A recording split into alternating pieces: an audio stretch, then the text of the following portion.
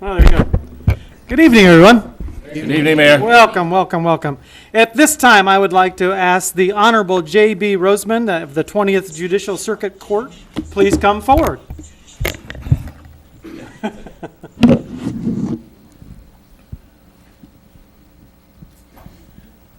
Your Honor. Thank you. Go right ahead.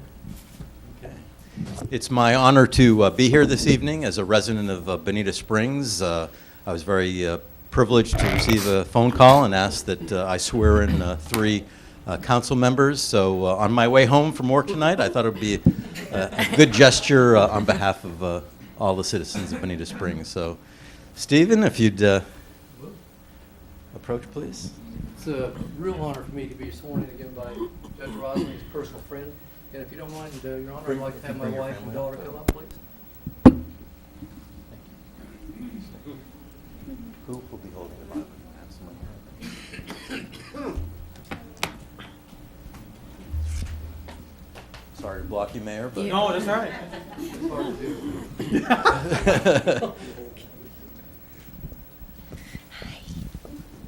see you. Yes. Please repeat after me. I, Stephen McIntosh, I, Stephen McIntosh, solemnly swear solemnly swear that I will support, that I will support, protect, and defend protect, and defend the laws of the United States the laws of the United States and the state of Florida, and the state of Florida. that I will, That I will, in all respects, in all respects, observe the provisions observe the provisions of the charter and ordinances of the charter and ordinances of the city of Bonita Springs, of the city of Bonita Springs, and will faithfully and will faithfully discharge the duties discharge the duties of the office of city council. of the office of city council. So help me God. Congratulations.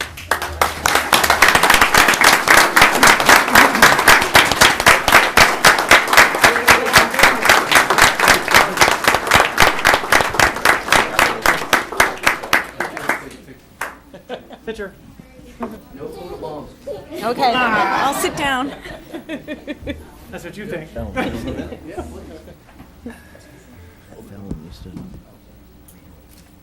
Yeah.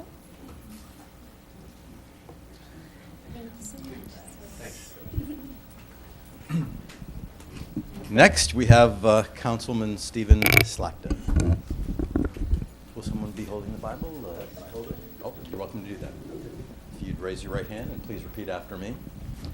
I, Stephen Slachta, I, Stephen Slachta, solemnly swear solemnly swear that I will support, protect, and defend I will support, protect, and defend the laws of the United States the laws of the United States and the state of Florida, and the state of Florida. that I will, in all respects, I will, in all respect, observe the provisions observe the provisions of the charter and ordinances of the charter and ordinances of the city of Bonita of the Springs, city of Bonita Springs, and will faithfully discharge and will faithfully discharge the duties of the office the duties of the office of city council. of city So council. help me God. So help me God. Congratulations.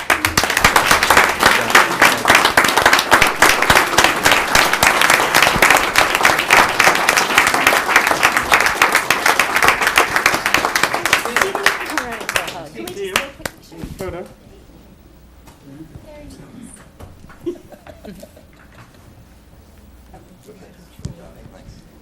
And last but not least, Councilman Michael Gibson. Do you have any family or anyone wants to? Whole row. Nicely done.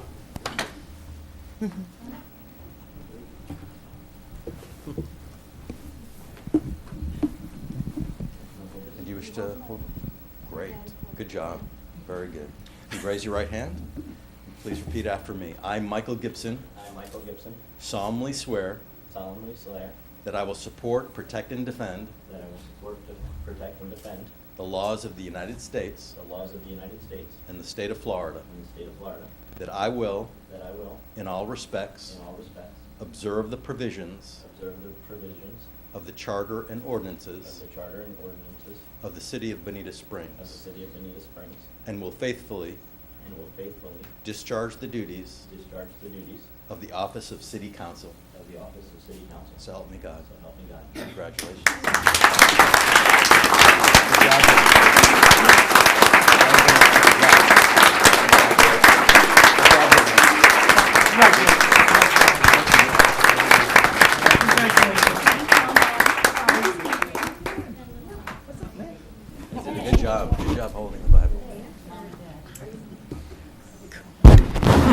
Get a group shot.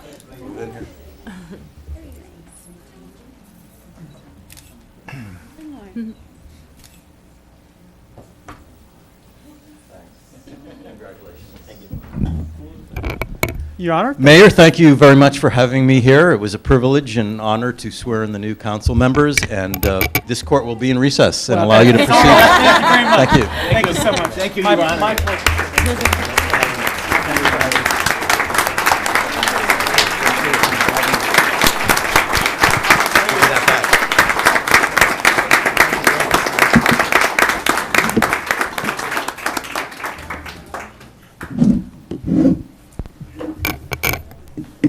Okay. Okay, and at this time, we'll go ahead and call the meeting to order, and would everyone please rise? And is Pastor Russ Wynn, are you here? Oh, there you are. Hey, come on forward, and if you would lead us in invocation, please. Let us pray. Lord, I pray for all of our government officials, and especially for those being sworn in today to serve on this city council. I pray that they may conduct the affairs of this city government with wisdom, bravery, and true justice. I pray for the members of this city council that they may truly represent the needs of the people and work in harmony for the advancement of all men, women, and children. We ask this in your name. Amen. Amen. Councilman Slacka, could you lead us in the Pledge of Allegiance, It would be please? my honor, sir.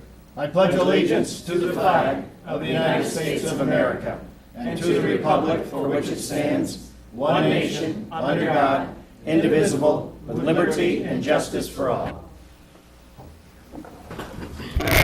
Okay. Roll call, please. Councilman McIntosh? Yep. Councilwoman Martin? Here. Councilman Slakta? Here. Mayor Nelson? Here. Councilman Simmons? Here. Councilman Gibson? Here. Councilman Longcart? Here. Good evening, everyone. Good evening, Mayor. It's a good night. It's a good night. And let's see, at this time, we'll have public comment on agenda items. That's on agenda items only. Anyone wishing to speak on an agenda item, please come forward. That would be you. First up. Wow, an honor. For the record, Kathy McGrath. Mike, welcome. Steve and Stephen, congratulations. Thank you so much, Kathy. The first thing I want to comment on is this dog park design. I attended all the workshops, and I remember so much discussion and how everyone was so excited about it. And I've had so many people come to me and say, oh my gosh, is this finally going to happen? I'm so excited. I'm waiting to see the presentation, but I know it's something that's really wanted here. So, thank you. The next thing I want to talk about on the consent agenda, which to me is a no-brainer, is item P, the Film Fest. For those of you who haven't heard about it, our own Antonio, Bonita TV, came up with the idea about a year ago about having the first annual Bonita Springs Film Fest. And he wanted to kind of highlight Nature Place, which of course is pretty high on my priority list. So naturally, I joined in as a volunteer. Anyway, we hope that you will approve this. We have a wonderful group of volunteers on here. I'm just going to tell you who's on so you know. Cullum Hasty, Trish Leonard, Gary Price, Cindy Trumball, Susan Watson, Janet, and I hope I don't butcher her name, Janine Palaskis. So we're excited about this, and I've already had so many people comment. The first prize is going to be $1,000. It can be any subject, 15 minutes, family-oriented, G-rated, and must be filmed, this first year, must be filmed at Nature Place. We're going to have a big gala in November, and we're looking forward to it. Thank you. Thank you very much. Anyone else this time, please come forward on an agenda item, please. I'll be really fast. Christine Ross, Bonita Springs Area Chamber of Commerce. Thank you. Congratulations, all of you. And Mike, welcome. I just wanted to tell you how excited I am that this dog park is on the agenda tonight. It feels like the city's becoming a big girl. You're going to have a dog park. We've got dogs, and we have to go to Estero or Naples, and so I think this is an amazing amenity that's just one more thing that we get to market through the EDC. So thank you. Thank you very much. Anyone else this time? Hello. Good evening. Maribel Sleva, Director of Bonita Springs Assistance Office. Congratulations and good luck. My comment is about item number L. Thank you very much, City of Bonita, for co-sponsoring the Burn Calories Feed a Family. This is the first time that the Bonita Springs Assistance Office and the Bonita Springs YMCA has partnered to raise awareness about fitness, health, and care. And we are very happy to invite many of the residents of Bonita Springs to come and join us tomorrow and next Saturday, February 15, and do some light, low-impact workout just to get easy on everybody. But at the same time, it's an opportunity for raising funds to support the pantry at the Bonita Assistance Office that is severely demanded in the months of the summer and fall. Thank you very much, and everybody's welcome. Thank you very much. Anyone else this time? Please come forward.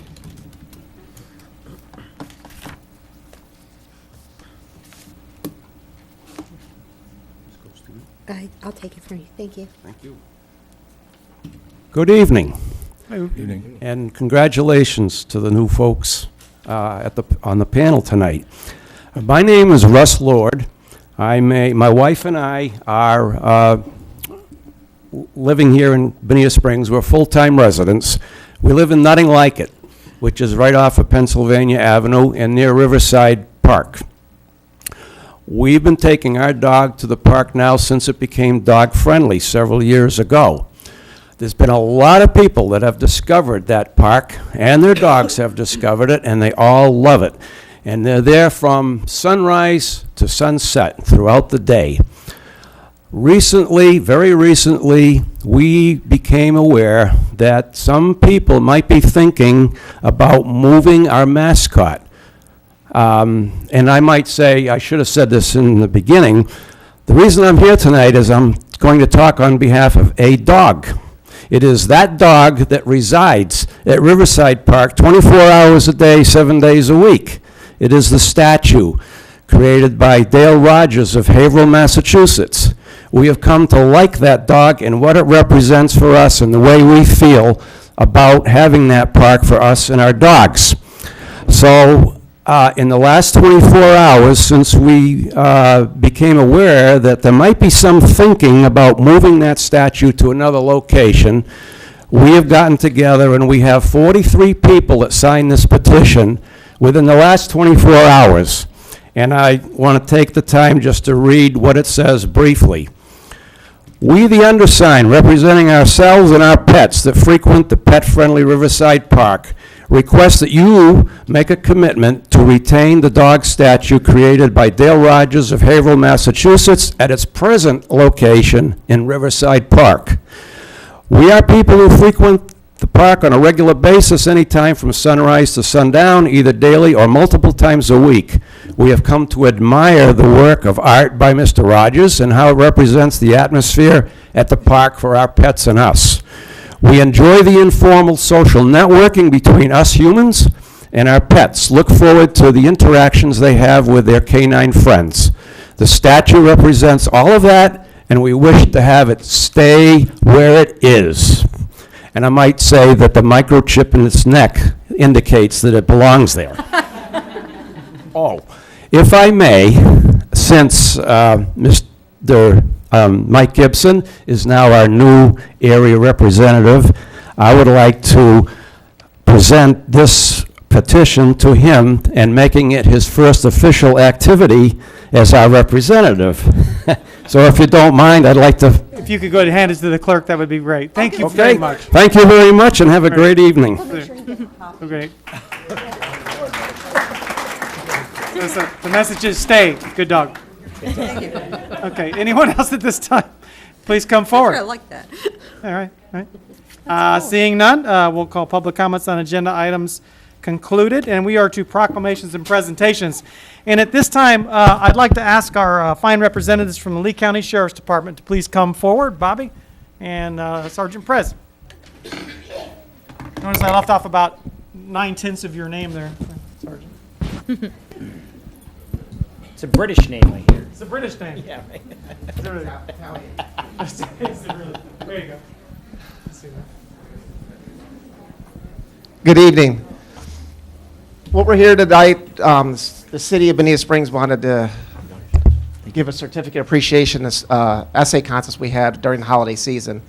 Every year, the Bonita Springs Community Policing Unit does a holiday event where we take in donations for the community and give back to the community in either a way of adopting families. In 2 years in a row, we've actually done an essay contest with the local schools, Bonita Springs Elementary and Spring Creek Elementary. And what we do is we give them a topic, grades K through 5th we did this year. And this year's topic was, what was your most memorable holiday moment? And the kids go ahead and write this, and all these guys up here, this is where all the credit goes to. They go through each one of these essays and pick out one winner per each grade level from each school. It turns out to be 12 winners in all. And what we do from there, from all the donations we get, we take the kids on a shopping spree at the Target up at Coconut Point. And they actually get to do a shopping spree with a deputy for $200 a piece, and they go out. And it's really good. The kids really enjoy it. They get to see a different side of law enforcement. And we're promoting education in the community. So tonight we want to recognize these kids and call them up here one at a time and give them the certificate. The first one is Danny Chavez. And if you'd like your family to come up with you, of course, just come on up.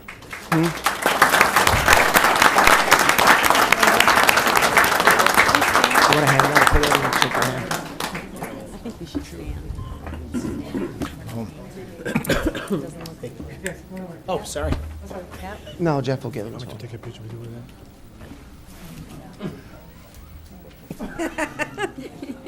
It's been years since, hours since I've done that. Thank you, Danny. I'm glad you didn't do it during your vacation. Hey, Danny.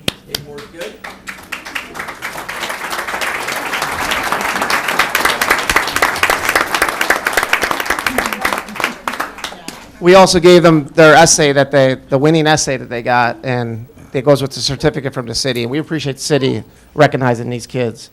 Jenna Fulton is the next one.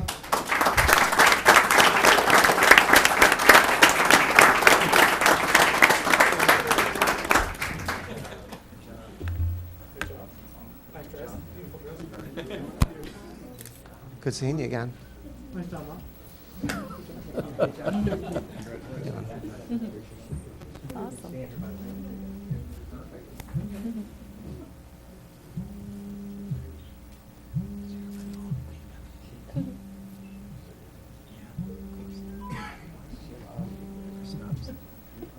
Yay.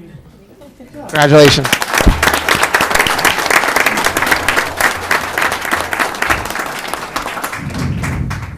The next one is Ismeralda Perez.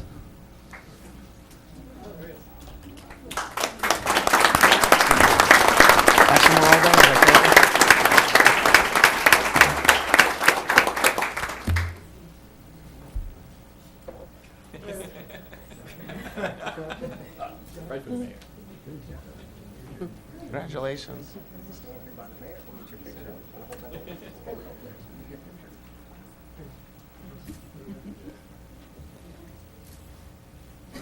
Thank you very much. Good job.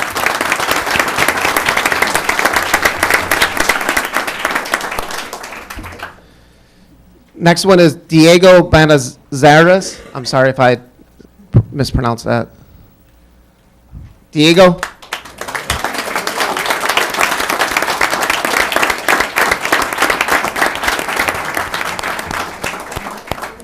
He also wins the award for most awesome name ever.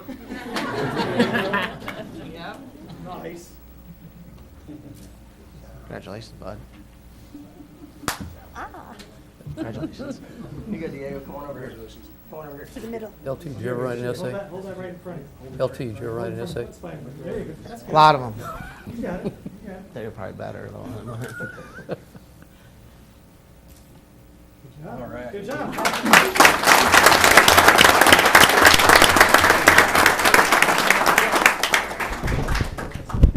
Next one is Brianna Mendoza.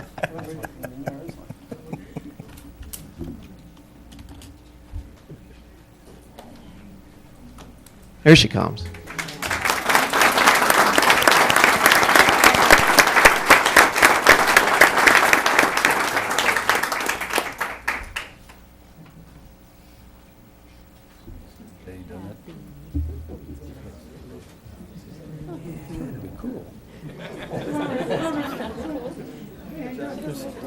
Good guy.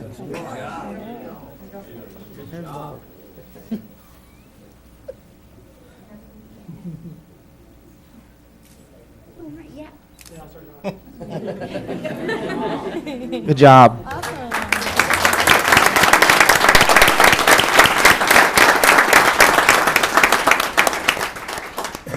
The next one is Carla Whitney. Bobby, just hold on that. The next one, the first name is Lorita. Is that Lorita?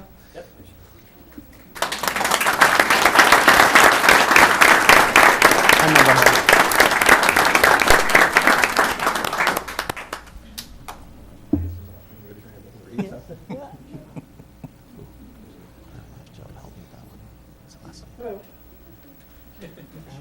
There we go. Good job. Wait, I have to crack these guys up. Check it out. It's funnier than that. All right. Deputy Bobby. My favorite. Yeah. Well, you know. You go, dear. There you That's all over it, like that. Nice. Don't cover your face. There you go, you got it. Put it down a little bit so I can see your face. Put it down.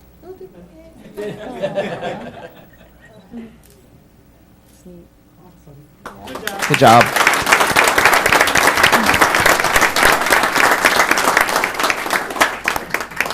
Next one is Kimberly Arago.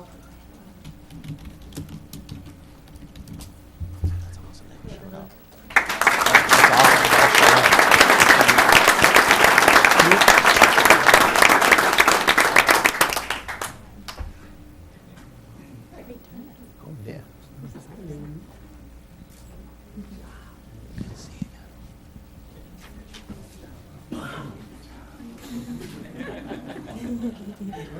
Beautiful dress.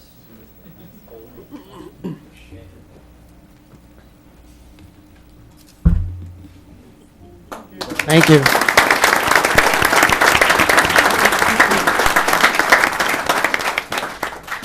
Next one is Malachi Plummer.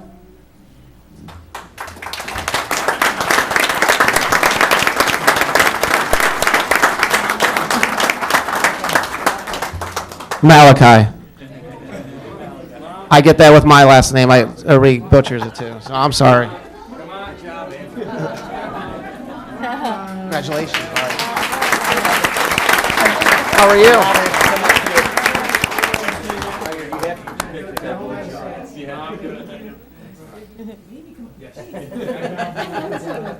Thank you, Mom. I want to stand on my toes here.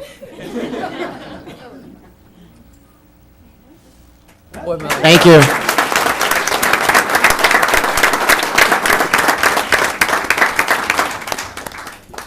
Maria Aguilar.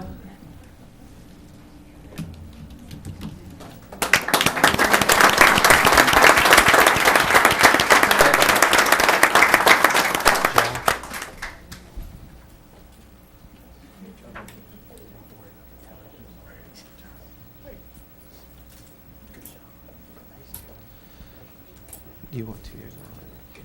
This right here, we go through the essays. Congratulations, Dad. These are hundreds of essays here. And this young girl right here, I had new deputies that were reading these.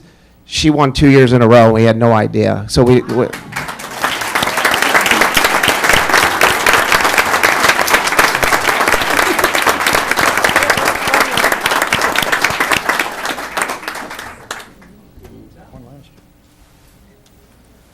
Next one is Kevin Yacito.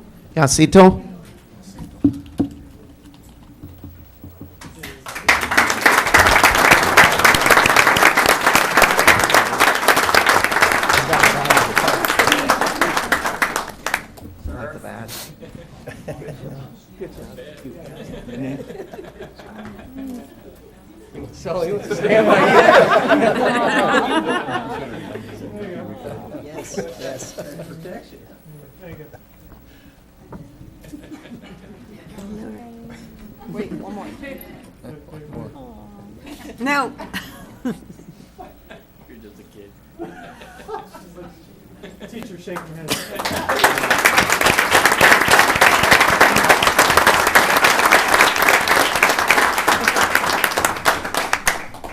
Last but not least, Sabrina Friere. Colin showed up. Bobby.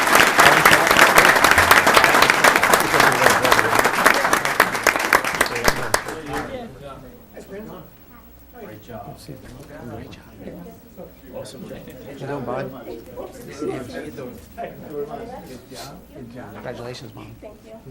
Congratulations.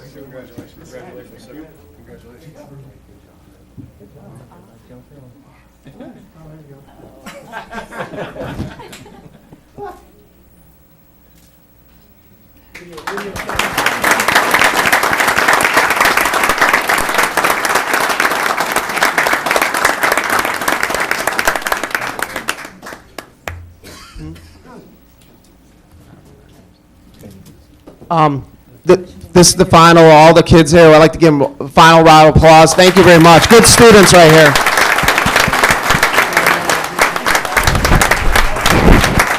Dr. Bonnie Bryant. Yeah, I can't remember. She's in back, doing good work. And the other girl from Bonita Elementary. Bring all the teachers and principals up. Can I have the principal and the help from Bonita Elementary, Mrs. Bonnie Bryant and Felicia, clear them out up here. This is a product of your good job over there at these schools, guys. Good job. Got one more coming here.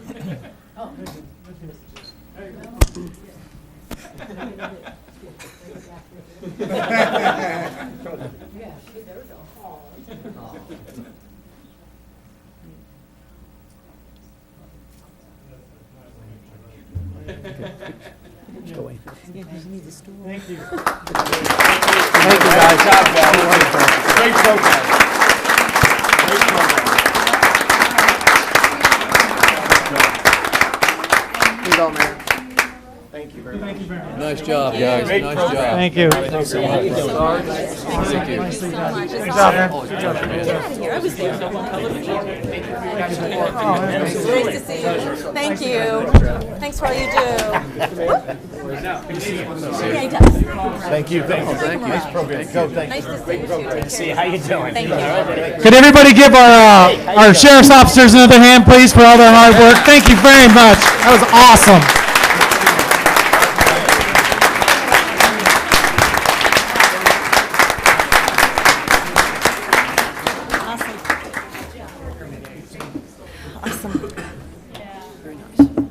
The full staff. Okay, and at this time, we have a presentation of certificates of recognition to the City of Bonita Springs pool staff and firefighters who assisted in the medical emergency that resulted in saving of a life while on duty for the City of Bonita Springs. And we'll start out here. Colleen, are you here? Colleen, come forward. I'm going to take a stab at your name. How do you say your last name? Claudini. There you go, Claudini. What she said. The great Claudini. Very good. Stand up. Thank you very much. You want to read the whole list? that All right I there. feel like an idiot. Okay. Very stay right here, please. Thank you very much. Jesse Felger, Oh, yeah, come on up here. I got that one right. That's that one right. Awesome. You're used to it. Nice job. Okay. Okay, Lieutenant James. Lieutenant James Lamb. Lieutenant, you here? Come on forward. Oh, he's not?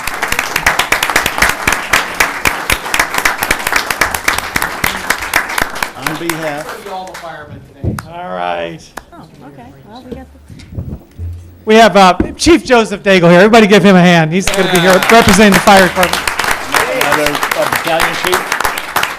This is for Battalion Chief Todd Taylor. And And we have firefighter. one for firefighter Alan Sector. Or Searcher, or whatever. Lieutenant Eric Madden. Lieutenant Eric Madden. Firefighter. And this is for firefighter Stephen Edelsberg. Lieutenant William Clemens,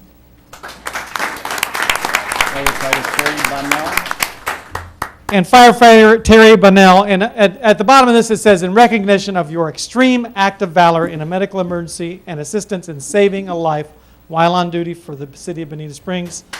Thank you very much. Good job, Joe. Thank you so much. Nicely done. Good job. Get a picture.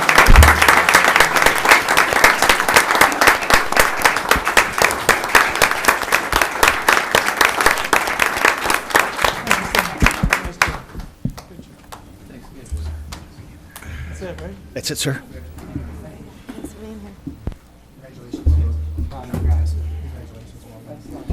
Economic Development Council.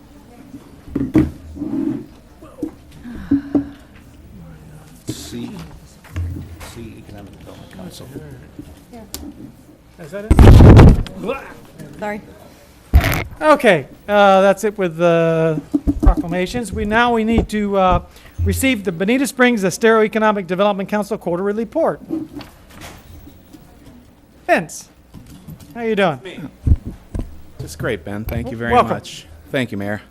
My name is Vince Mottarelli, and I am the chairman of the Bonita Springs and Estero Economic Development Council. That's a volunteer position. My paid job is with the Bonita Daily News and the Banner. I'm the director of our community publications, the Banner, et cetera. But I have been on the Economic Development Council since its inception. And every quarter, we're asked to come here and present to the City Council what it is that we're doing. And so our mission is to be Bonita Springs Estero's Area Economic Development Authority, fostering regional collaboration for the retention, expansion, creation, and attraction of jobs and businesses. Honestly, for me, personally, when I see those children here, the mission is that when those children graduate from college and are ready for careers, they have a diverse choice of businesses, so they don't have to consider moving away in order to follow their passions. So that, for me, is my personal mission with the Economic Development Council. Our vision, though, is to build a place to live and work that is economically diverse with a year-round economy that also enhances the environment and reflects the character of its inhabitants. Our Economic Development Council is made up of investors like the city and like my company, who was there with the city from the beginning as an investor. I am the chairman. Our secretary is Rich Mancini. He's the previous chair, and he has done these presentations prior to me. John Kozak from Fine Mark National Bank and Trust is our secretary.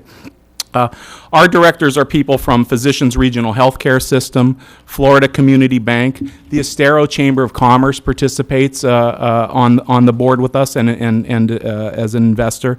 Lee Memorial Health System, Nova Wealth Management, Owen Ames Kimball Company.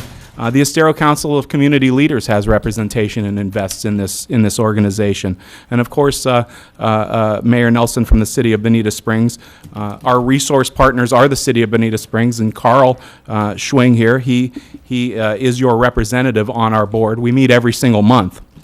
And we review our strategic plan and try to make certain that we're being effective in the execution of that plan. And so I just wanted to give you a bit of a taste and a flavor for who we are, and just also to tell you that I'm personally very, very proud to be representing that group in front of this group. So this is our quarterly report.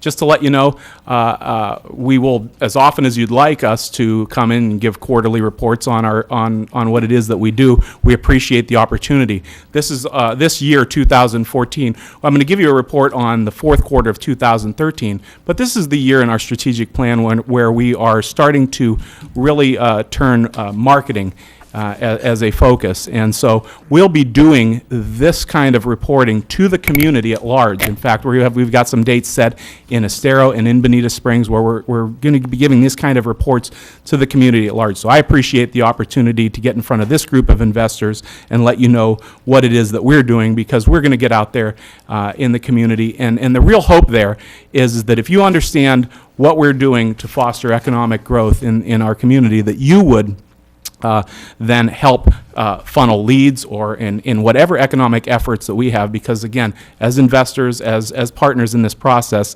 the more the merrier. So just to let you know, to date, since our inception, we've handled 78 leads. Those leads come in from various sources. They could be somebody like my fellow board member Brian Filson recently says, hey, I have a client who is looking at moving his business or expanding his business, and we'd like to help make sure that he does that in Bonita Springs.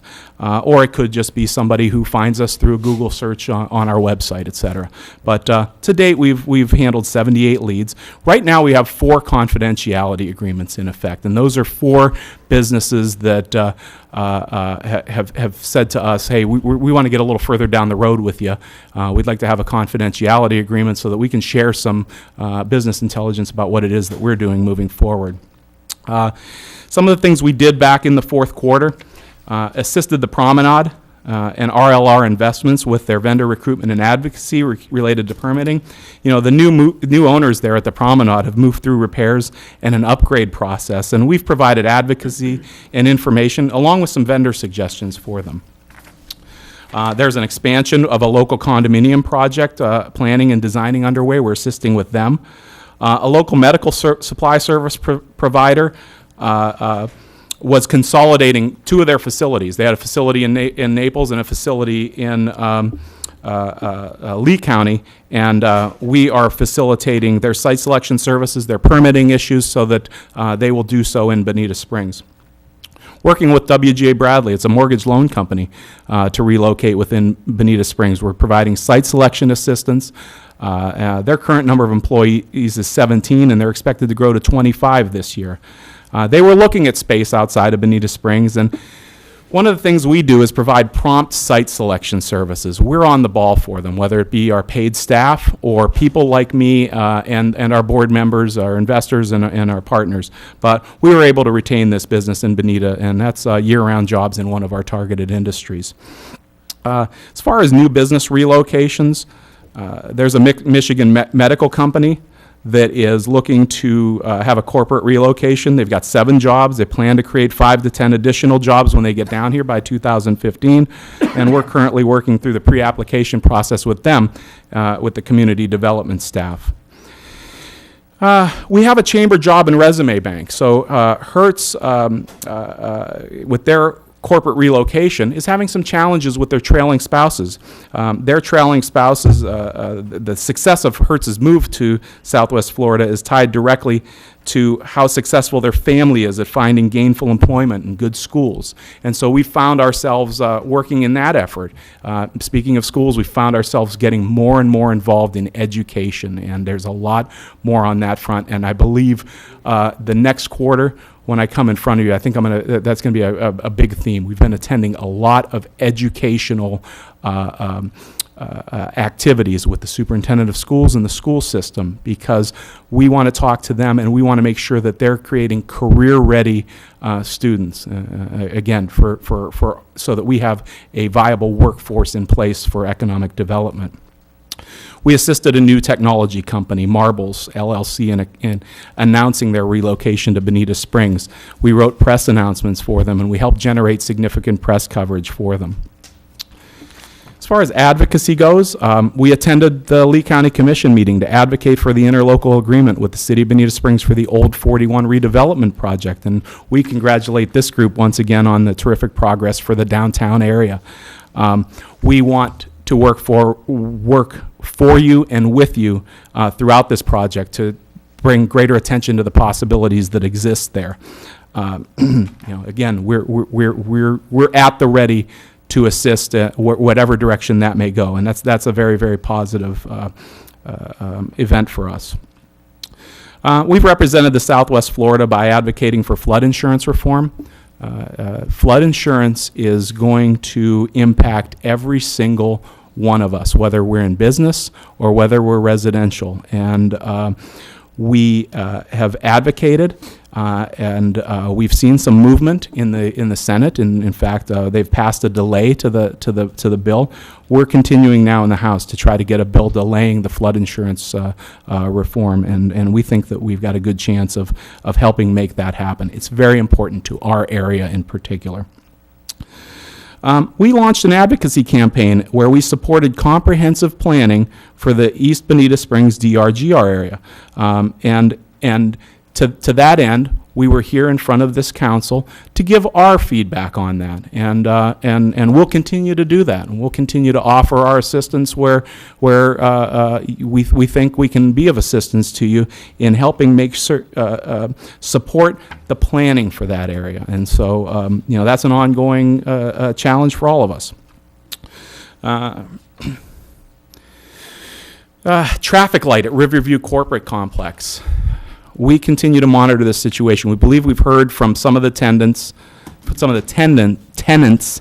it's an unacceptably dangerous intersection at the largest office complex in Lee County. And we're going to continue to advocate for that traffic light, and we're going to get that done.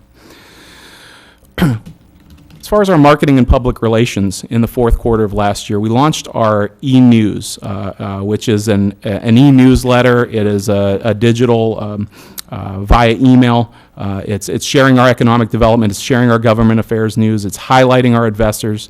It's advocating for issues and showcasing the good news about Bonita Springs. It's sent to over 2,500 leads and community contacts, and what's very impressive to us is the open rate on that is about 45%, and that is one of the in all of our business organizations and all of the communications that we have, it's by far the highest open rate, and it just tells me that many people are interested in economic development and the growth, and our surveys have shown that. We facilitated and hosted a press conference to announce Summit Broadband. They acquired U.S. Metro Telecom and we generated significant press coverage on that. But even more so, when the folks from from Summit Broadband came into our area from Orlando, from Central Florida area, their location. What they saw here was a large room full. Essentially the whole welcome center at the Chamber of Commerce was full of business and community leaders that were there to say, hey man, we really support what it is that you're doing here. We are a business-friendly environment and we welcome you. And so I think that and I know because they've told us that just helped reinforce their decision to maintain and to increase their presence here in our area. We opened a LinkedIn account, generating community participation awareness. We facilitated an annual meeting, and at that annual meeting, we had presentations by Will Scott, the CEO of that technology company that I mentioned to you, Marbles. We had Bill Dobman of D3 Glass, who was a North Naples business who just has expanded his business. You know him as My Shower Door. He's now D3 Glass, and they have a glass making facility where they're not just making shower door glass, but they're making some of the best quality industrial type glass. You can see their glass is at Tampa Airport, et cetera, and they're doing that and right here in Southwest Florida. We also had Marshall Bauer speak there at the Lee County Foundation for Public Schools. So almost every time two or more of us in economic development are gathered, we're talking to and about workforce and workforce development in public schools. So I'd like to introduce, though, one of the recipients of our services, and we consider it to be our first, soup to nuts corporate attraction. Will Scott is the president and CEO. I mentioned Marbles LLC. It's an industrial design firm that took occupancy of their offices at the Riverview Corporate Center in November.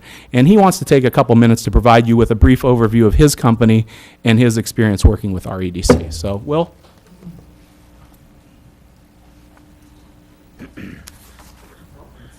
Good to see you. Mayor? How you doing? And council, thank you. Have you? Before we get started, I do want to you brought up a comment about the traffic light, and we do our business is located at River Center.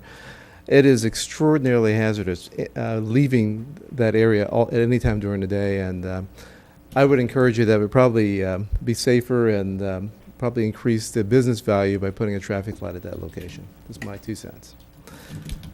I was going to wing this, but I said, there's so much to talk about. I got a couple minutes if you could bear with me here, and I may read some parts of this. But my name is Will Scott from Cincinnati, Ohio. A little bit about me. I formerly worked in the financial services industry. I worked for Merrill Lynch in a number of capacities and ended as a director position, managing over 1,200 employees and a large budget.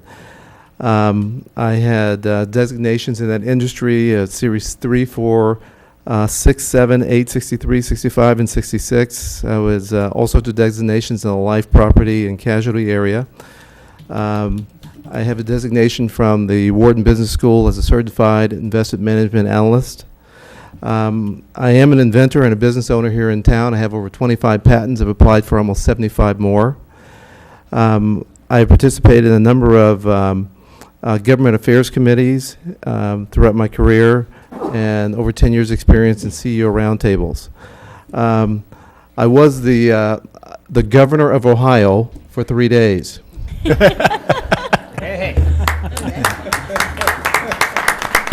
When I was younger, I was in the youth and government program at my high school, and I got elected governor. Part of the process was to write a bill to participate in that program, and actually I wrote the bill for that is actually currently used. They adopted it in most states across the country.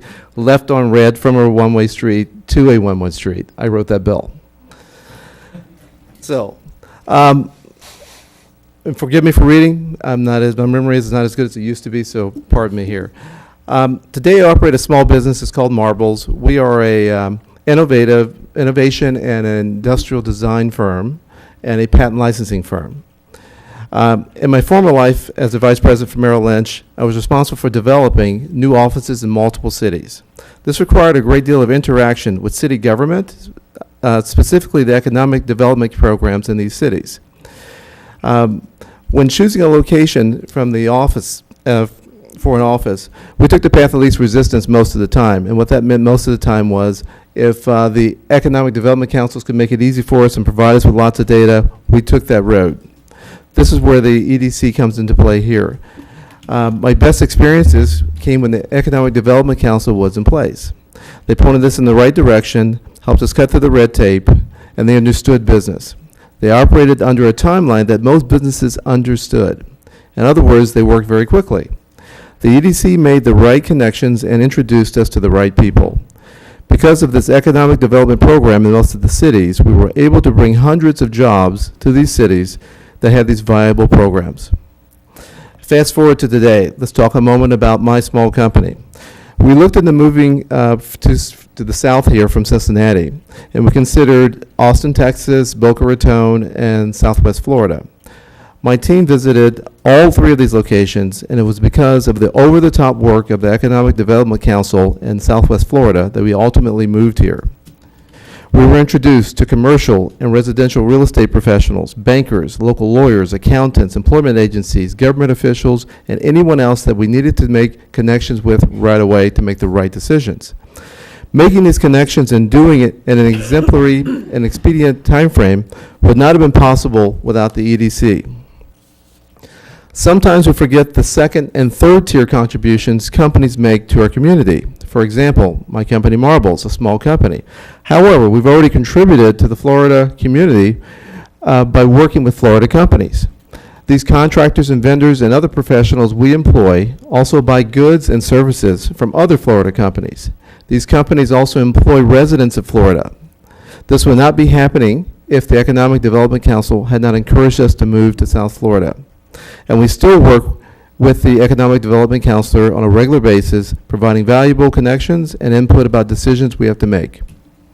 Another example is the value of the EDC is the fact that I gave a referral to the EDC several months ago about a company that I met whose lease was expiring in Bonita Springs, Florida. They were considering leaving the entire area.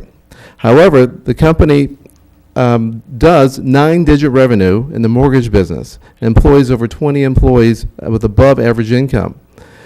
And it would have been a big loss to the community if they left. The EDC made arrangements with the local real estate company, securing the tenure of this company in Bonita Springs. The value and the revenue of this company would have been lost if it weren't for the EDC's efforts and they had not gotten involved. This is yet another example of the value of the EDC by retaining business, and that's important too. We all hear stories about the large businesses being courted and moving to the community.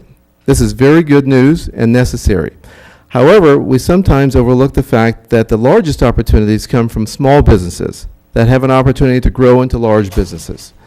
Typically, these opportunities come at a far less cost to the community at the onset, but provide greater returns over 5 and 10-year periods of time to because of these companies that break through.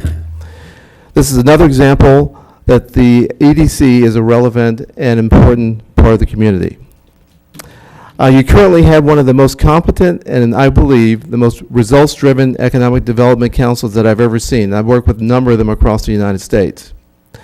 Again, it's my opinion that with the current national economic environment, that this is an extraordinary opportunity to bring more businesses to this region.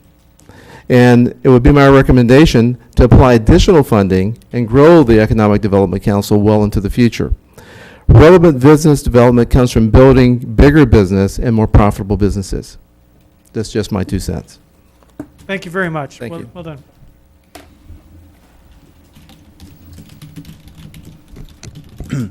Thanks, Will. That kind of story for me makes it worth it, because there's been a lot of effort from a lot of people, and I get the opportunity to speak for him, and Will's story makes it worth it for the investment of time, and at least for my company, the investment in resources. So, just to wrap up my presentation here, some of the other things that we try to accomplish and some of the metrics that we look at are the kind of news traffic that we're generating. And through the fourth quarter, we saw in both of the daily newspapers, across the television stations, whether it's be that we were touting new business like Will's moving in, or the expansion of the firm with fiber optic network, whether it be getting quoted on Forbes.com for our take on whether more companies will follow Hertz here. Those are the kinds of things that we look for and consider to be metrics for our success. I had already mentioned the e-news, and if you are not receiving the e-news in your email inbox, please make certain that you email me and let me know, and I'll make sure that you're on our list. But you are on our list. Maybe Councilman Gibson, we'll make sure that we get you on there now too as well. Some of the other metrics that we look at, and we will in our annual report. Keep in mind, if you still want us to come, we would like to give an annual report in the late September, early October timeframe, and we can take a deep dive into some of the metrics that we like to look at annually. We don't necessarily like to take too deep of a dive quarterly, because there are some fluctuations throughout the quarters that we certainly don't want to take seriously because of timing. But impact fee savings is one thing that we like to tout as a metric, and tout to those businesses. One of the successes that this council has brought with the reduction in change of use impact fees, use permit activity. Oh, by the way, those impact fees savings to date as of the end of 2013 were just a little shy of $400,000 to the business community. So that is, again, one of our metrics. Use permitting, year to date for through December 31st of 2013, we saw a grand total of 129 permits, and 2011 through 2013, we saw a grand total of 529 permits. And So those are things, again, like I said, we'll take a much deeper dive into with our annual report. But quarterly, we appreciate the opportunity to come here and tell you what it is that we're doing. And of course, we extend the invitation to participate as you'd like with our organization. You're already represented with Carl and with Ben on a monthly basis, and should you have any feedback in between these presentations for us, please go to them and let us know. We're here to work for you and with you. So thank you. Good deal. Thank you very much, Vince. Thank you so much. Questions? Yeah. Oh, Vince, any questions, council? Yeah, I Yep. have questions. Want some questions? Yes. Go ahead. Okay. I'm sorry, I may have missed it, but Marbles is, how many employees are employed at Marbles? Will, how many do you have now? We have 0, we have 7 from Florida right now, and we have 4 contractors that are outside the company so far since December. The other question I have is, you have 4 confidential leads. How can I ask this? Are they substantial leads? I mean, this is something Right. above average So size? So I don't have the size of the confidentiality agreements, but I can get that for you. Okay. You know, as far as employee number, that's the most important thing you'd be interested in? Correct. Right. And the final question that I have lost track of the Robin Stuckey building. What's going on with that right now? Oh, okay. Yeah, so the Robin Stuckey building is currently under construction with Hertz is moving people here faster than they had anticipated. And so their highest high-level employees will be maintained until their new building is built at the Fifth Third Bank building right. in North Naples. But their next level employees, and there's going to be a couple of hundred of them in 2014, are anticipated to be at the Robin Stuckey building. And that plan, of course, it's a plan, but I've heard that they plan on being able to move people in there as soon as August. Okay. Thank you. You're welcome. Good, good. Any other questions? Yeah, Bill. Thanks for coming and thanks for You're the welcome. presentation. Can you tell me, on your list here of investors, I've never heard of them, and I'd like to know who they are. The Achieva Credit Union? I'm not familiar with they're one of your investors. Sure.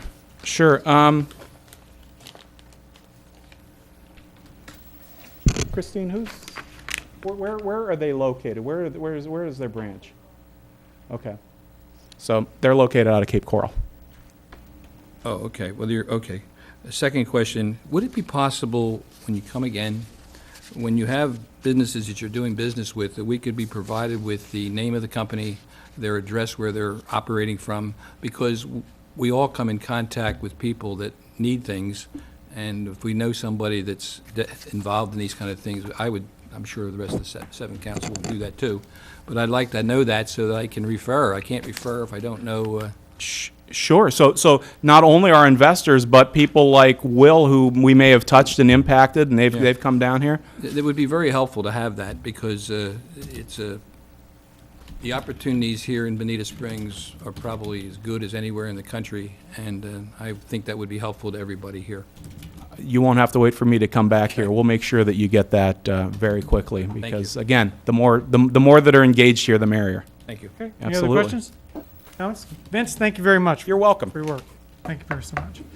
Okay, and now we have a presentation by staff on the design and plan and cost estimate to construct a dog park. Hello, Nicole. Hello, Nicole Perino for the record. What I'm bringing forward today is the design plan we've been working on for the dog park to be located on the Mayhood property, which is the East Terry Matheson intersection.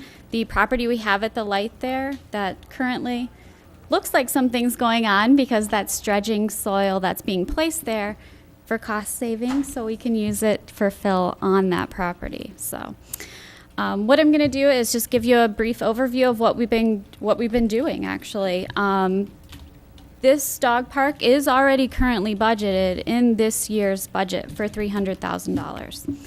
It is listed through park impact fees, so that's where the money is coming from. I'm just going to go through and show you what we got so far. Yep, I'm ready. Okay, the first slide that I went through is just showing you an overview of all the parks that we have in the city. I brought this forward to you in the park master plan that I did last year. So it's just listing out where different parks are and where they're located within the city. We do have 17 total, just to remind everyone. So next, this is the property in question, which is the Mayhood property. There are 2 parcels, which is roughly 17 acres, a little bit. Said rough. I did say rough. Nobody got it, but you said rough. It's all right, kids, just keep going. I got it. I did say rough. Anyway, it is approximately 17 acres. What we are looking at on the next slide, this is the overview of what we're looking to actually build on and develop, which is about 6.5 acres. So total property, we are not looking at developing the entire thing. Reason being, the western portion of this property is a gopher tortoise preserve. That's right. We are home to approximately 40 to 50 active gopher tortoises on site. So we are not looking to move them from their homes. We are keeping them where they are, and they will be happy and healthy and stay there, which they will keep their 10 acres, and we will be on the eastern portion at 6.5. Next, this is the actual concept plan. Each of you, I know, have this copy, and it was in the green sheet for everyone. How we came up with this was a lot of research. We actually did public workshops. That's how the whole dog proposal even came about. Was the number one thing that people wanted was a community garden and a dog park. The community garden has now been built on the YMCA property, so we used our entire portion for a dog park. In this, I've visited many, many dog parks, more than you can imagine, as well as all the ones locally. I went to Naples, I went to Estero, I went to Marco Island, I went everywhere. And what we kind of figured out was, in meeting with all of the representatives of those, I didn't just go and not talk to anyone. I asked them a few questions. I said, what do you like best about the park you have now? And what do you wish you had that you don't? I also asked them things they didn't really like about their current parks. And what we did was, when I hired the consultant, Stantec, we hired them as an engineering firm because this is an undeveloped property. It's kind of a big mess right now. So in meeting with them, we sat down and we said, okay, what are we looking at? And the number one thing that people were asking me for, of course, was a dog wash station, because only Estero has that. The second thing that was most requested was, why are all the dog parks just 2 sections? Small dog, large dog. And reason for that is, that's just logical that you think, okay, all the small dogs go over here and all the large dogs go over here. Not thinking that, what do we do with all of the teacup or tiny dogs? So what we've proposed is having the teacup or small type dogs in the front area away from the larger dogs, so there's no fighting, there's no nervousness in between owners, and you don't have to worry about those issues. So in the front where the parking lot is, we propose the small dog park at roughly half an acre at 0.45 acres. And then past, there is a bridge. We will use the existing bridge and go forward. We'll have a picnic pavilion, and then in the back, we'll have the medium dog and large dog, which will just be separated by a fence, which is a normal dog park. So we definitely went out there for unique and different to bring people to our dog park. Because currently, yes, anyone in Bonita does either have to go north or south to go to a dog park. We want to keep them here as well as bring others here by making ours unique and different. So this is basically how we came up with that aspect of the park. We also have other features of the park. I can just briefly explain, when looking at this, we wanted not only a dog park, but we wanted a people park. We wanted it to look like all of our other pristine parks that we have. I mean, we have gorgeous parks at Riverside, where everyone goes with our band shell, and we have natural playgrounds and different aspects to our parks that a lot of other cities don't have. So we wanted to make this just as pleasing to people as it was for dogs. So in doing that, we did add landscaping with mulching. It does have, of course, the entire area will be sod. It'll actually be a Bermuda sod, so we don't have some of the issues that other dog parks have in just being a big muddy mess. It will be irrigated within the fenced area, again, so you just don't have a big muddy mess. And then, of course, the fencing. The fencing will be a vinyl-coated fencing so that it blends into the environment. It won't just be the gray fencing that looks like a big giant kennel. We wanted it to look like all of our other parks and having everything blend together. So that's basically an overview. Currently, this property doesn't have anything. It doesn't have a parking lot. It doesn't have irrigation. It doesn't have pristine sod. It has weeds.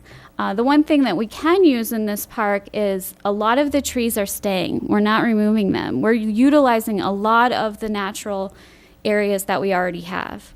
So all of the trees, as you've noticed driving past, you've probably seen, orange or yellow bands around trees. We're keeping those.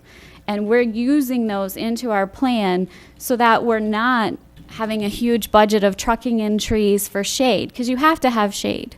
Our summer's here. It's really, really hot, and we want this to be utilized year-round. So what we've done is utilize as many trees as possible to save on cost, but also to make it more appealing and pleasing and have shade for our patrons. Other features that we are looking into, of course, the dog wash, because I did discuss that.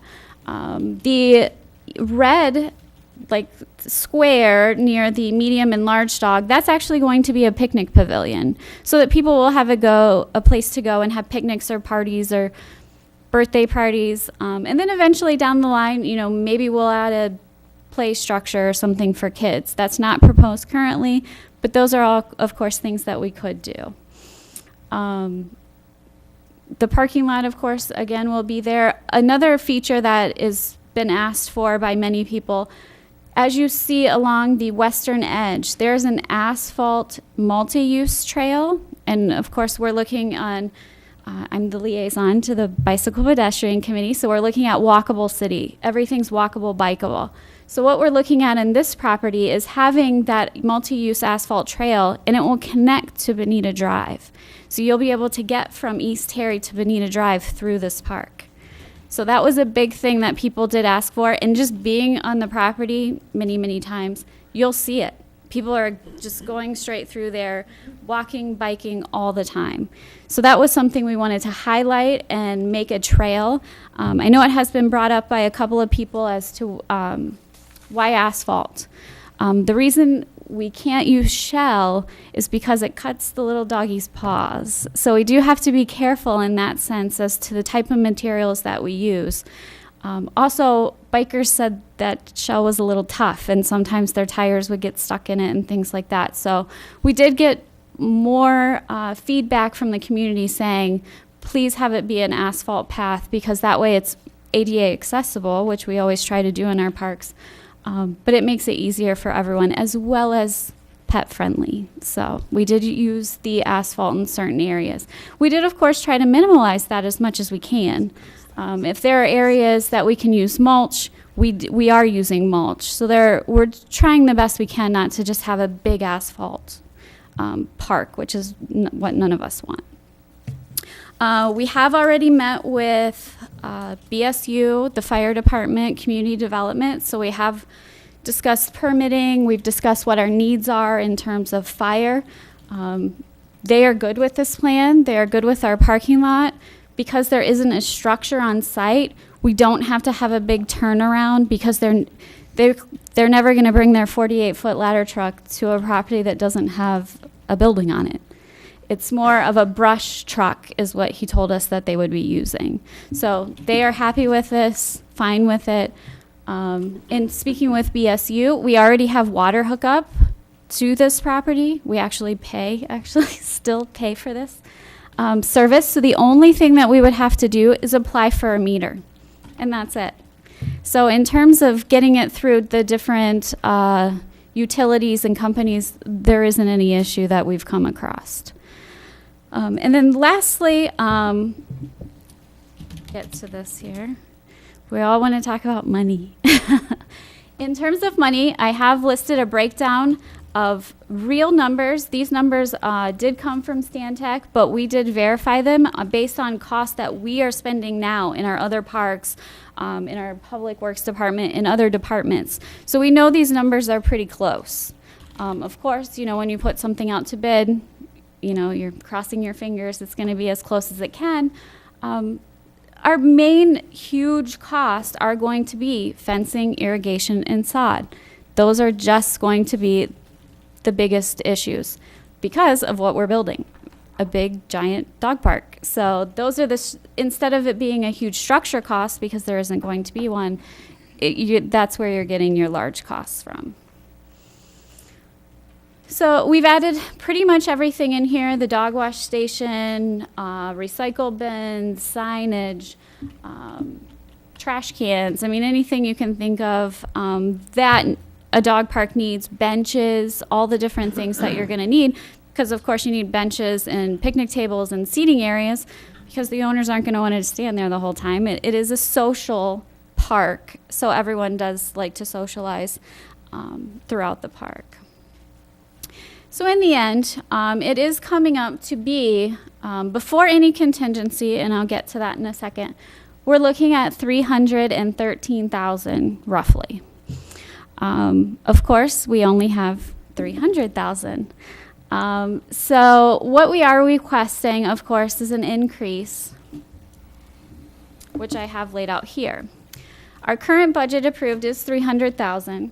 And we did have, of course, engineering fees that come to $32,000. So roughly left that we have to spend on complete construction of this project is $267,000. If we built it, of course, currently designed, we're looking at $313,000 with a 15% contingency of $46,000. Total cost $360,000. The reason I would like to keep that contingency in, of course, you could always say remove it, and you know, then you're not asking for as much. The reason we are asking for this contingency is this property was a trailer park. And so on this property are many different concrete pads that we have to dig up. On one of the large concrete pads, there was some kind of service station there, and there is a lift for cars. We don't know what's going to happen once we dig up all of those pads. So we would like this contingency in case there is some kind of soil contamination, because of course we would need to clean that up, regardless if we're building a dog park or not. If we dig up these concrete pads, we have to know what's under there. And we will be doing soil testing. We will be doing that throughout the process. So that is the main reason that I feel, and as well as in speaking to Matt, of course, in our Public Works Department, we both feel that this contingency is needed to stay in. So that, again, currently over budget, if you look at all costs based on our $267,000 left, we're looking at an overage of almost $93,000. If I take out the contingency, I'm looking at an overage of about $45,000. So what I'm here today is to request of you would you like it to stay as is, as designed, unique, different, bring as many people here as we can. It is a strategic planning item, so it is to enhance our recreational facilities. And it's wanted by our community. And in designing this park, I wanted to bring it back as is because we are giving people what they've requested. We can, of course, make it like every other dog park and scale it down, have some issues with grass and sod and a muddy mess for less money, and we can do that. But is that what we're looking for? So in closing, what I'm asking, of course, I'll accept any questions that you may have. This is how staff feels that we should go. And this money, we do have it in our park impact fees if we increase it. So it will not come out of general fund. So this overage of 92 or the 45, whichever you choose, will come out of surplus of park impact fees that we do have. That is possible to use. I did check with Lisa on that. So any questions that you have of me? Council, you have any questions? I do, but can I turn the lights up? You absolutely. Yeah, go ahead and turn the lights up. Comment. You got a comment? Yep, he has a question. Good evening. Good evening. How are you? Good. How are you? Stanek, the engineering firm, did we bid that? What we did.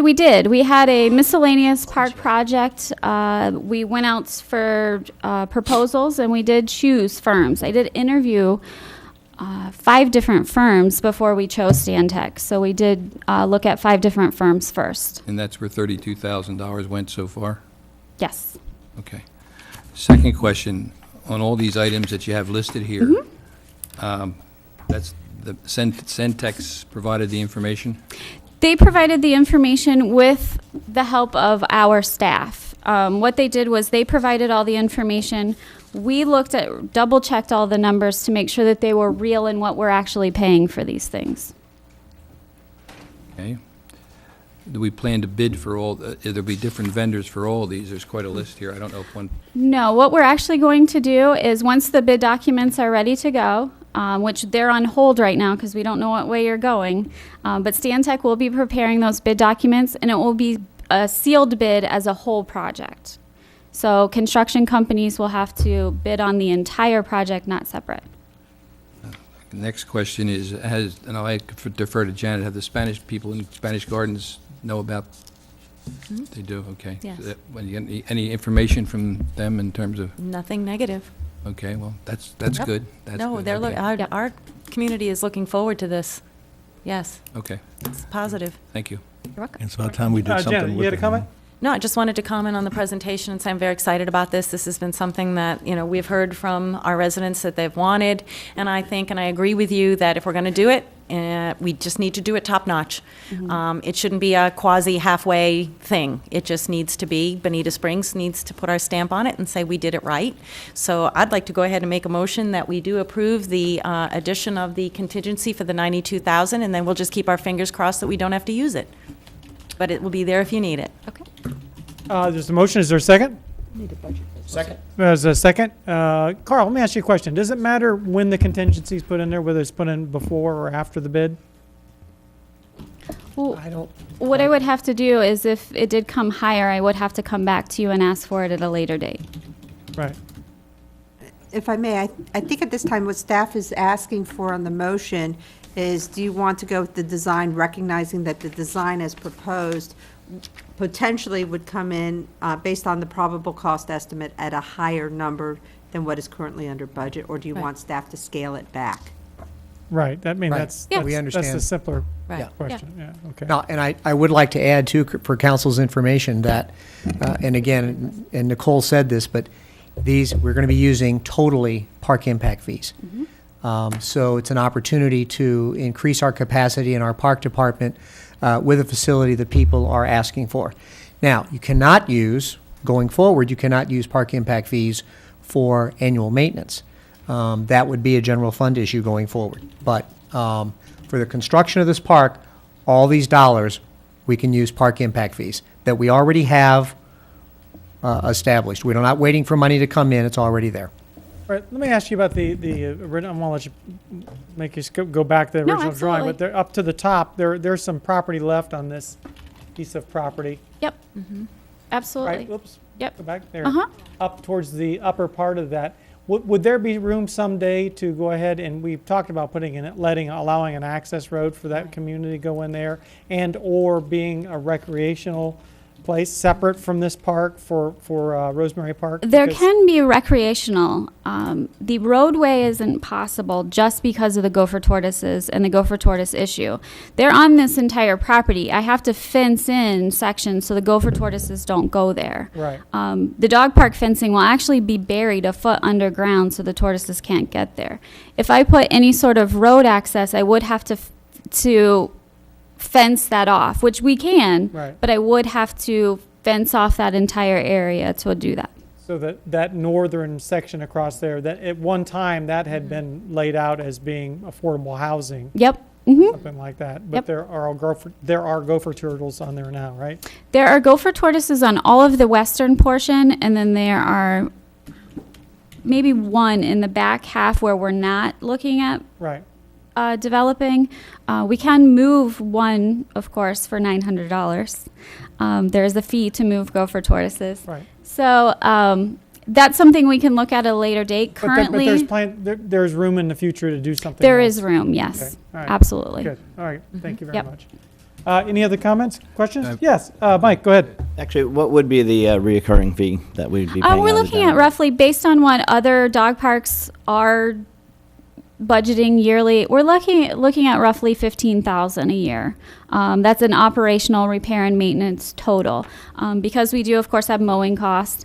We do have fertilization of the grass, water, because we are irrigating this. There isn't a well on property. Luckily, we do get a very reduced rate from BSU to irrigate with using their water, which is a lower cost. So, like any of our other parts, we do have, of course, things break. Luckily, it being built new, those things shouldn't happen as quickly as some of our other parks. But those are all things that we're looking into, any repair and maintenance. And that's just a guess at this point based on what the other parks are budgeting in their budgets. Okay, and also what about cleanup? The people that don't clean up after their Well, dogs? that's a good question. What we've heard, and we did ask this of all the other dog parks, dog owners get very angry when other dog owners do not pick up after their dogs. So they are very good at policing themselves. But also, of course, we do have park maintenance staff that it will be one of their duties. Duties. Yeah, there I go again. It will be in their job description to help out with that issue. But luckily, based on all the other dog parks in the area and outside the area, that hasn't been an issue because people are really good about, they get very upset if you don't clean up after your dog. And there is water running through this property. So Yep. is there any mitigation to keep any of the dog waste from getting into the water? Really, when we talked to BSU about that, they didn't see that as an issue. They didn't see that we would need any mitigation to do any mitigation to have that issue. The reason, going forward here, we have pulled the dog parks away from the creek itself. So the way that we are putting fill dirt in, so we are having things going away from the creek and not towards it. So any stormwater would go away from there. Okay, and what about fleas? Is there any spraying for fleas? That would be part of our maintenance of the lawn. We would have, of course, we do fertilizing. Currently, in all of our parks, of course, we spray for fire ants and things like that. So we would do all of those same things here. Okay, and last but not least, Rusty, the dog that is in Depot Park. Is there any plans for him to be moved, or can we keep him When where he was is? actually put in there at Depot Park by the artist, we didn't have the dog park built. So it was supposed to go. If that's something that you do not want to happen, that's not a problem. Councilman McIntosh has donated a smaller version of that dog named Marley that can come to the dog park as well. So either way, we would be fine. Very well behaved, too, by the way. Okay, good dog. Thank you. Yes, Steve. Thank you, Mike. Yeah. Steven. While we're on the poopy issue, is there, is this true that, the dog beach, that the dogs poop in the water, and that's why a lot of people don't want to go there, and they'd rather have their... That is true. Yes, we have heard that from a lot of people. They don't have a pickup station there. Even in our pet-friendly parks, we do have, it's called Doggy Pot, where we provide bags and pickup stations and waste stations. We have that currently at Depot Park as well as River Park, but they are not off-leash dog parks. They're just dog-friendly. But yes, that is an issue that has been occurring Luckily, we're not planning any water features here because I don't really know how you would police that. Right, yeah, and Yeah. the reason I asked that is because last Saturday I was at the Lions Club, and a person that lives in my district on Windsor, and she said she will not ever go there again, which that's why I said, hang on, we're going to get a dog park. Yes, we've heard that from a lot of people. When is it coming so we don't have to go to the dog beach? Yeah, okay, thank you. Well, I got a feeling it's coming here pretty soon here. Yep. Do we have a motion in a Yeah, we second? do. We have a Do I motion in a second? I have Yes. One more thing. Bill? The environmental concerns, Yes. when will that be addressed? The environmental concerns are already being addressed. Stantec has an environmentalist on staff, Okay. as well as our own Mike Kirby has gone over these plans and asked his questions. So we, once we dig up those concrete pads, that soil will be tested. Okay, thank you. You're welcome. Okay. We have a motion in a second. Any other comment? Roll call, please. Councilwoman Martin? Aye. Councilman Slackton? Aye. Mayor Nelson? Aye. Councilman Simmons? Aye. Councilman Gibson? Aye. Councilman Longcott? Aye. Councilman McIntosh? Aye. Awesome. Nice job, Nicole. Yeah. Thank you very Awesome. much. Thanks to Councilwoman Martin, too, for making this happen.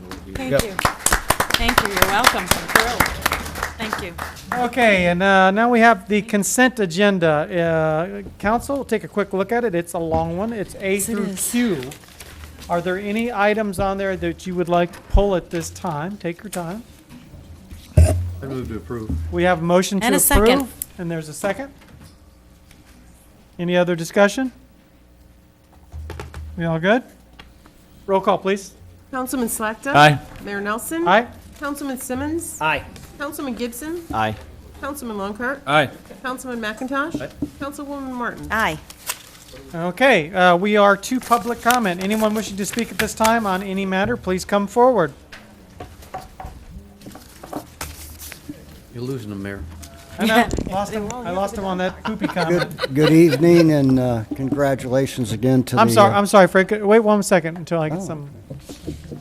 Everybody, hey, thank you. Go ahead and speak right in the microphone. Yeah, I Fred. said good evening, Fred Forbes for the record, and congratulations to the two people re-elected and the new city council person. Two issues I would like to bring up. One is the redevelopment or the work that you borrowed the money for Old 41. I would hope that that money that we've borrowed is not so constricted that we can't use it to really develop off-street parking lots, also widen some of the off-streets to accommodate cars, because that is a big need. And if by some chance it is constrained, then we got to find a way to fund that. The second thing that I wanted to touch on briefly, at the last meeting, I mentioned a number of things that we were for, and one of them was that the city council would direct staff to do the first bite-size upgrading that Land Development Code, LDC, the architectural standards, so that when we get a superstore in here, and that's inevitable, there's too many properties already zoned for it, that we don't get the plain Jane box store. The city is entitled to that, and it would go along with keeping small town charm and the city beautiful and all the good things that we strive for. So I would urge council to maybe pass a resolution to direct staff to make that a top priority. Number one bite. Thank you. Okay, thank you. Yes, Carl? I just want everyone to know, including the council, that I have a draft of the big box regulations on my desk being reviewed now. Staff's done a great job already, and it's under review. Yeah, Getting to you soon. and I want everybody to know that we went through this, what was it, 6 years ago. We do have a big box ordinance that has architectural standards that it just needs review. I don't want anybody to think that we don't have one. Right. Go ahead, come on up. Hi. Like a bad penny, here I am again with all good news, all positive. For the record, Kathy McGrath. The first thing I want to say is I want to congratulate Christine Ross. You may or may not know that she was recently appointed by the Fort Myers News Press to their Citizens Advisory Board, so congratulations. Great. Yes. I believe what they do is each year they appoint 4 people to do this, but that is indeed an honor. to have someone local. And the next thing is, revealed, Sunshine State's secret beaches. And guess who made the list? Lover's Key. Yes, Lover's Key. And for those of you who may not know it, and I happen to be a member of Folks, the Friends of Lover's Key, there's a lot of positives there. It's not just a beach. There are trails. There's all kinds of things. And you know, if you join, you get 12 free visits a year. So I advise everybody to go take a look at it, because I think you might enjoy it. Now, Arbor Day, the 22nd of February, put that on your calendar. March 1st, the cleanup day, and of course the Imperial River Conservancy is going to join. We're going to have people on the boats come bring their bags of garbage to the dock there by the Lyles Hotel, and we'll have people there to bring it over to the banyan tree. And what else? Oh, and that's also, while it's not a city thing, the crew concert is that night also, March 1st, so put that on your calendar. So with that, thank you. Thank you very much. Anyone else this time, please come forward. Any item? Seeing none, that's it for public comment for now. City Attorney's report. What do you have for us, Aubrey? Nothing much. I do want to point out that February 10th, we'll be doing the pre-closing on the borrowing of the money. The closing to happen on February 14th. Outside counsel or bond counsel, Jolinda Hearing, will hold that all in escrow.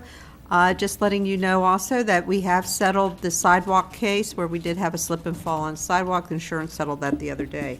That's basically it. And thank you, and have a wonderful Valentine's Day. Thank you very much. City Manager's report. Thank you, Mr. Mayor, council members. First off, wanted to talk about the possibility of rescheduling the March 19th council meeting. We have a number of you who will be traveling to Tallahassee for a lobbying trip up there in conjunction with the EDC and the Chamber of Commerce. And our recommendation is actually to reschedule that meeting to March 26th. With your approval, that would work out well because we expect March to be a pretty busy month. Council, what's your desire? Would you have So the- move. Have a motion? Second. There's a second. Any other discussion? Roll call, please. Mayor Nelson. Aye. Councilman Simmons. Aye. Councilman Gibson. Aye. Councilman Longcart. Aye. Councilman McIntosh. Aye. Councilwoman Martin. Aye. Councilman Slackton. Aye. Okay, what else you got? With the advent of having a new council member on board and also having one who's served here for 2 years already and not been through a strategic planning process, I don't want an answer tonight, but I am just suggesting that the council may want to consider a strategic planning process. We've gotten a lot of your goals accomplished over the last 2.5 years and want to make sure that staff understands exactly what your priorities are, that the staff can be spending their time working on, because that prioritization is important to us. So we may come back at a later date and see what council wants to do about that, and if so, what dates you would like to do, but we'll just kind of throw that out tonight for your consideration. And then last, I have some good news out of Lee County, and that was that yesterday the County Commission voted to move forward without further delay on the renourishment of Bonita Beach. So we're going to be monitoring that to make sure that that continues to move forward. And I think everybody's lined up now. So, and my understanding is county staff has the specs ready to go out to the street for bid. So hopefully we'll see some movement on that project in the very, very near future. When I went up there with former council member Simons yesterday, we made it very clear that there's a very narrow window this year to try to get this accomplished. We have properties at risk in that area and could not probably withstand a significant storm this storm season. So really, we're hoping we can get this project accomplished after season and before we run into the next hurricane season. So anyway, that's good news, and I just wanted to pass that on for everyone who might be interested. And with that, that's all I have, sir. Yep, and I want to thank the staff for calming me down and not letting me attack whoever was trying to get in the way of our beach renourishment. Thank you very much. That was good on your part. It would not have been pretty, but yeah, we were very cognizant of there was a bit of an attempt there to lump things in together, and staff worked really well and really judiciously and got that settled out. And I think the county in the end did the right thing. So thank you very much. Obviously, for that. we will be monitoring that progress as And it goes me, along. yeah. And you. in me. Thank you. Okay, thank you very much. And that's it for that. And here we are for Mayor, Council, City items. Resolution appointing a chair to the City of Bonita Springs Board of Land Use and Appeals. Council, I would recommend the Vice Chair, Roger Brunsberg, for that, and I would make a motion. I'll second that. We have a motion and a second. Is there any other discussion? Roll call, please. Councilman Simmons. Aye. Councilman Gibson. Aye. Councilman Longcart. Aye. Councilman McIntosh. Aye. Councilwoman Martin. Aye. Councilman Slakta. Aye. Mayor Nelson. Aye. Okay, and then the chairman for the local planning agency, the vice chair is Henry Bird. I would make a motion to go ahead and have him become the chairman of that. So moved. We have Second. a second. Is there any other discussion? Roll call, please. Councilman Gibson. Aye. Councilman Longcart. Aye. Councilman McIntosh. Aye. Councilwoman Martin. Aye. Councilman Slakta. Aye. Mayor Nelson. Councilman Simmons. Aye. Okay, now we'll go to councilmember items. Councilman McIntosh, do you have anything for us? Well, congratulations, Councilman Slakta, and welcome, Councilman Gibson. We're glad to have you here, and it's a pleasure having both of you back in the dais. And I pass. Good, thank you. Janet? All right, thanks so much. Don't forget, this weekend is the Downtown Art Festival, which is awesome on Saturday and Sunday, and it's from 10 to 5. And also, as Ms. McGrath had mentioned, that the city cleanup, the Imperial River Conservancy is participating, which is pretty awesome. They're going to be handling the upriver by boat, so collecting what they can to add to the rest of us that'll be on our two legs doing it. And so that's 9 to 12, and you need to meet under the banyan tree. And then I just also want to mention the Arbor Day, which will be presented by our own City's Tree Advisory Board and the Bonita Springs Tropical Fruit Tree Club, and that's 9 to 2, and that will be in Riverside Park. Thank you. Okay, thank you very much. Stephen? Thank you, Mayor. I also want to thank Councilman McIntosh for his re-election, and welcome, Mike. And I want to thank everybody in District 3 who voted. That was very, very important because it was a very low turnout anyway. But just a pleasure to be on the council for another 4 years. I'm looking forward to working with you all again. Thank you. Our pleasure. Thank you very much. Peter, what do you got for us? Yeah, you've got guests, here we go. But congratulations, Councilman McIntosh, Schlachta, and Gibby.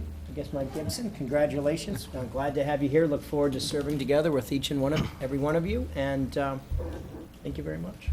Thank you. Councilman? Well, first, going back to the dogs, how do I get that in writing? That Rusty's going to stay. You're going to have to take that up with Rusty. And second, I want to thank my family for putting up with me during the campaign. It was a lot rougher than I ever expected it to be. And again, the citizens of District 5 that voted for me, thank you. And I'll try not to let you down. I haven't met all the staff yet, but everybody I have has been very nice and helpful, and can't wait to meet everybody. Again, congratulations to Mr. McIntosh and Schlachta, and thank you everybody for making me feel like I'm at home. You are at home at that. Thank you very much. Welcome, welcome. Bill? Thank you, Ben. Congratulations, Steve, and Michael. You guys are in for a treat, I'm sure. We're going to work together, hopefully in a congenial way, and hopefully we can listen to everybody and understand that we all have points of view that may differ from others, but by the same token, we're all in the right place because Bonita Springs is going forward. And one other thing, John, I'd like to ask you, I understand we have the library has told us we have a consultant. I can't confirm that. Again, the last I've heard is that they're still waiting for the green light to give their consultant the notice to proceed. The last I heard about that was that they hoped to get in front of the Board of County Commissioners at a workshop on June the 6th. That was bumped. I think I told the council about that at the last meeting. They have not rescheduled that yet. I spoke to Sheldon at the end of last week. He was still hoping through Holly Schwartz to get a date in front of the Board of County Commissioners so they could get the green light, or to be able to avoid having to go to a workshop to get the green light to give the consultant the notice to proceed. So we're talking about months away. Is that what you're saying to me? I don't know that it's months away, but I know that they haven't been given the green light yet. I understand that. You said June. Oh, I'm sorry. it was January. Oh, January, I'm sorry. I'm sorry. Okay. It was January 6th that he was supposed to be in All right. front. I think apologize. The most important thing is to make sure that the people in Bonita Springs are aware of progress of some kind. And by getting that information to all of us and, of course, to the people would be appreciated. Thank you. Good. Thank you, Ben. Okay, thank you.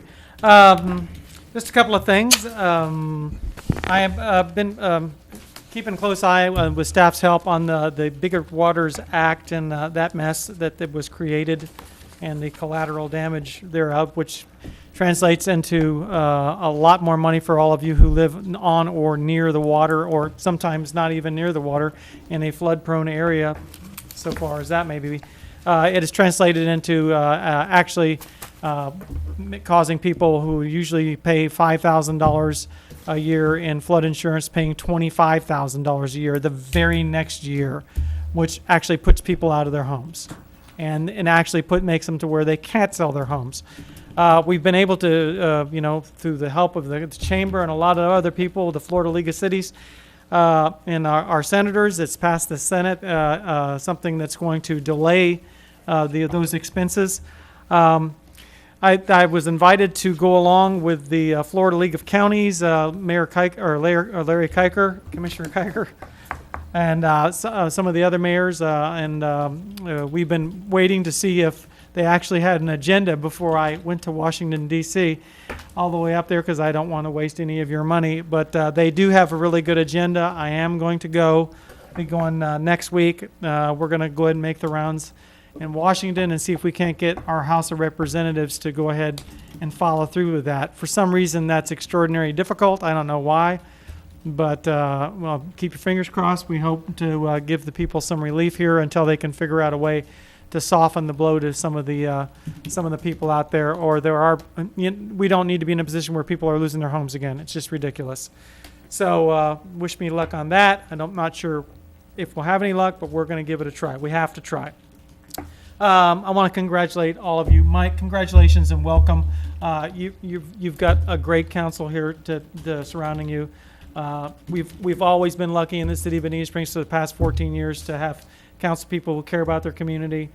We've always been able to talk. We've always been able to disagree and then come right back out the next day and agree on everything else. So welcome. You're going to have a great time. It's going to be frustrating at times. It's going to be wonderful at times, but welcome. It's going to be something you'll never forget, and you'll grow as a human being. I guarantee you. Slack's over there. Beg your pardon. Yeah, right. Is it something you ate? Yeah, right. Also, just one last thing. The Art Festival is coming that you mentioned here. I want everybody to understand that the Art Festival coming to downtown Bonita is a really big deal. And I know it's a really big deal in some unforeseen ways for some of the businesses that are downtown there. We are going to work that out. It's important. It is so important. We are putting tens of thousands of people in that downtown area who would never have come to downtown Bonita, who come to downtown Bonita and go, wow, I thought it was a slum. I thought it was dangerous, but look at this. This is wonderful. Look at these quaint shops. Look at all that's going on down here. There's actual places to park. This is the place to be.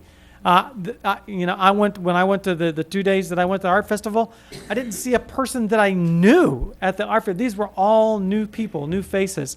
I think it's a wonderful thing. We've got some challenges to work out so far as being sure the businesses can keep going. We're going to make that happen. We're going to make that work, and it's going to be a wonderful thing for everybody. I am certain of it. We can do it. So hang on to your hats. It's going to take us a couple of times here, but we're going to get it done. So I want to thank Laura and everybody for working so hard. I want to thank all the people on Old 41 for their patience. We're gonna get it to where it works out well for everyone.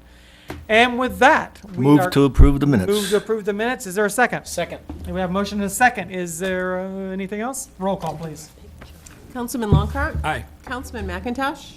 Aye. Councilwoman Martin? Aye. Councilman Slack? Aye. Mayor Nelson? Aye. Councilman Simmons? Aye. Councilman Gibson? Aye. Okay, public comment. Anyone wishing to speak at this time, please come forward. And who is this? Oh, wait a minute. Start that thing right now.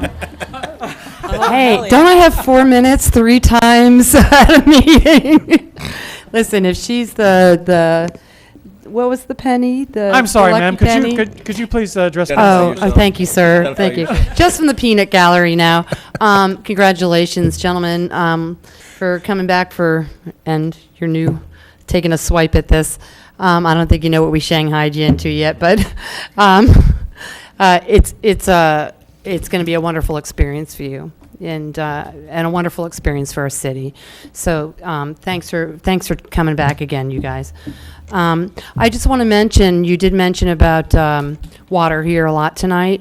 February 18th, there's buses going from here for We Want Clean Water action up at Tallahassee, $40. You leave at some god-awful time in the morning because we get there by 11 a.m. and then we turn around and get back by 5. But for $40, I always like to travel cheap. I know how expensive it can be to get up to Tallahassee and how difficult it can be. But we could also dovetail that with visiting some other folks on some other issues. If anybody wants to take us up on it, February 18th, I'll send you some information about that, and then you can go. That's about it. But congratulations, everybody. Great to see you here. Good to see you. Thank you very much. Anyone else, members of the public, wish to speak at this time? Please come forward. Seeing none. Thank you, everyone, and good meeting, and we will see you around.